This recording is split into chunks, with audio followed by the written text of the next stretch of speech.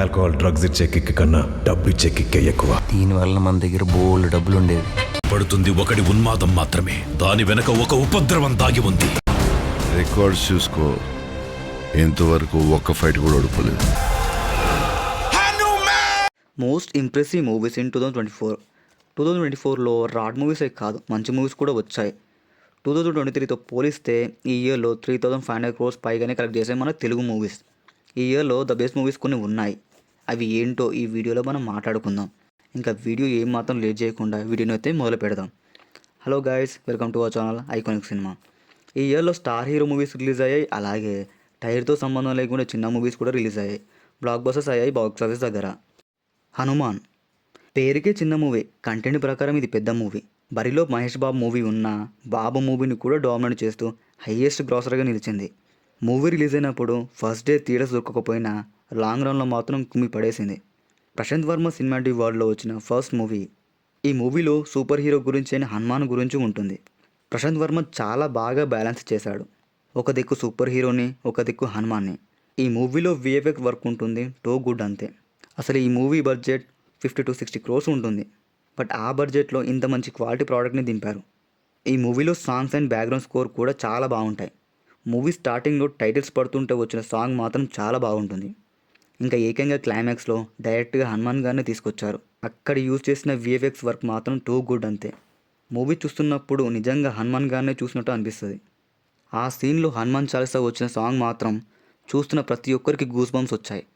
Prashanth Varma cinematic world నుంచి next వచ్చే movie Jai Hanuman. రీసెంట్గా రిషబ్ శెట్టి క్యారెక్టర్ చేస్తున్నట్టు పోస్టర్ దింపారు. నేనైతే ఈగర్లీ వెయిటింగ్ ఆ మూవీ కోసం. Jai Sriram. Lucky Bhaskar is very brilliant story. ఈ మూవీలో ఎంత వెతలాడినా ఒక్క ఫ్లా కూడా దొరకదు. ఈ మూవీలో రైటింగ్ మాత్రం టూ గుడ్ అంతే. ఎవ్రీ సీన్ని చాలా ఇంట్రెస్టింగ్గా, చాలా ఎంగేజింగ్గా రాశారు. మూవీలో ఉన్న ప్రతి ఒక్కరిని చాలా బాగా వాడుకున్నారు. మూవీ చూస్తున్నంతసేపు కొంచెం కూడా బోర్ కొట్టదు. మూవీ చూస్తున్నప్పుడు ఆ స్టోరీకి బాగా కనెక్ట్ అయిపోతాం. అంటే చాలా బాగా ఇంట్రెస్టింగ్గా రాశారు.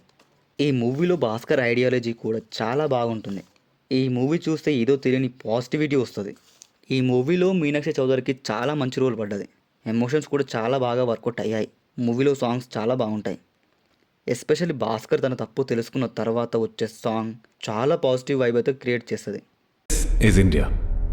వస్తువు కావాలంటే డబ్బుతో కొనాలి, రెస్పెక్ట్ కావాలంటే డబ్బు మన ఒంటి మీద కనపడాలి. కల్కి 2898D 2024లో వచ్చిన ద బిగ్గెస్ట్ క్రాస్ మూవీ ఇది. కల్కి 2898D acted by Prabhas and Amitabh Bachchan. తెలుగులో వచ్చిన ద బెస్ట్ డిస్టోపియన్ మూవీ ఇది. ఈ మూవీ అనౌన్స్ చేసినప్పటి నుండే హైప్ ఒక లెవెల్లో ఉంది. భైరవ అండ్ అశ్వథామ క్యారెక్టర్స్ బాగా రాసుకున్నారు. ఎస్పెషల్లీ అశ్వథామ క్యారెక్టర్ మాత్రం పీక్స్. అశ్వథామ వచ్చిన ప్రతి సీన్ కూడా టూ గుడ్ అంతే. భైరవ క్యారెక్టర్ కూడా చాలా బాగా రాసుకున్నారు. స్టార్టింగ్లో కృష్ణుడు ఎపిసోడ్స్ ఉంటాయి, టూ గుడ్ అంతే. ఈ మూవీలో సిజిఐ వర్క్ మాత్రం పర్ఫెక్ట్గా ఉంటుంది. మూవీలో కొన్ని సీన్స్లో కర్ణుడని హింట్ ఇస్తారు, కానీ మనమే అర్థం చేసుకోం. అలాగే మహాభారతం సీక్వెన్స్ వచ్చినప్పుడు లిటరలీ గూస్ బంప్స్ వస్తాయి. ఉన్నవి కొన్ని సీన్స్ అయినా మంచి హై ఇస్తాయి. ఫస్ట్ హాఫ్ కొంచెం బోర్ కొట్టిన the entire film was perfect. Surprisingly ఈ మూవీలో చాలా కామియోస్ ఉంటాయి, అలా వచ్చి ఇలా వెళ్ళిపోతుంటాయి. ఇంకా ఈ మూవీ లాంగ్ రన్లో కుమ్మి పడేసింది. క్లైమాక్స్లో కర్ణుడు అని తెలిసాక ద హోల్ ఆడియన్స్కి గూస్ బంప్స్ వచ్చాయి. ప్రపంచంలో ఒకటే ఒక సైడ్, నీ సైడ్. స్వాగ్ ఈ ఇయర్లో వచ్చిన ద మోస్ట్ అండర్రేటెడ్ మూవీ ఇది. ఈ మూవీ స్టోరీ మాత్రం చాలా బ్రిలియంట్గా ఉంటుంది. జెండర్ ఈక్వాలిటీ అనే ఒక సెన్సిటివ్ టాపిక్ తీసుకొని చాలా బాగా తీశారు. అంటే ఇది సెన్సిటివ్ టాపిక్ కదా, కొంచెం అటు ఇటు అయితే చాలా పరిణామాలు వస్తాయి. ఈ మూవీని మాత్రం చాలా బ్యాలెన్స్డ్గా తీశారు.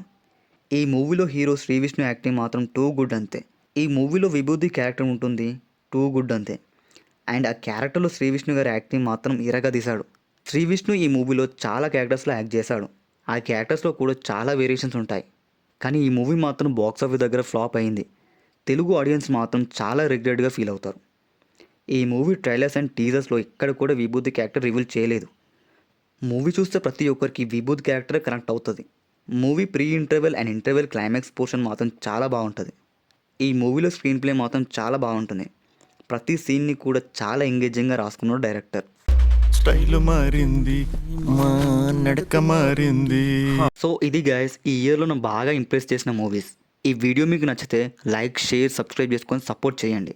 మరో వీడియోతో మళ్ళీ కలుద్దాం. అంతవరకు బాయ్.